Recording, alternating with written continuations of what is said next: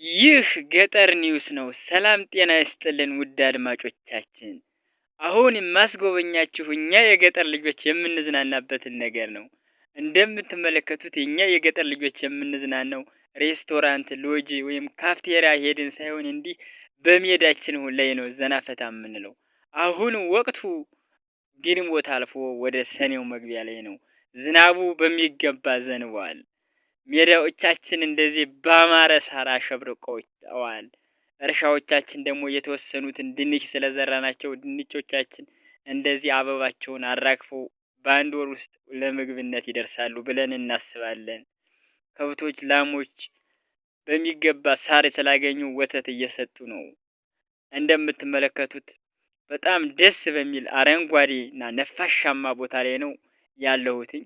ይኸው ዘና እያለ ነው ማለት ነው። ድብርት ምናምን የሚባል ነገር እዚህ አይታሰብም። ሜዳው ጸጥ ያለ ሁኔታ ነው። ብዙም ጫጫታ የለውም። ጫጫታ ስለሌለው ደግሞ እኔ እንደዚህ ጫጫታ በሌለበት አካባቢ ዘና ፈታ ማለት እወዳለሁ። ከኔ ጋር አንድ አይነት ባህሪ ያለው እስኪ ሰብስክራይብ ያድርግ። ይመቻችሁ፣ ግን አትርሱት ላይክ ማድረጋችሁንም። ወቅቱም እንግዲህ ወደ ሰኔው መግቢያ ላይ ነው። ዝናቡም ጥሎልናል። እርሻዎቻችንም ታርሰዋል።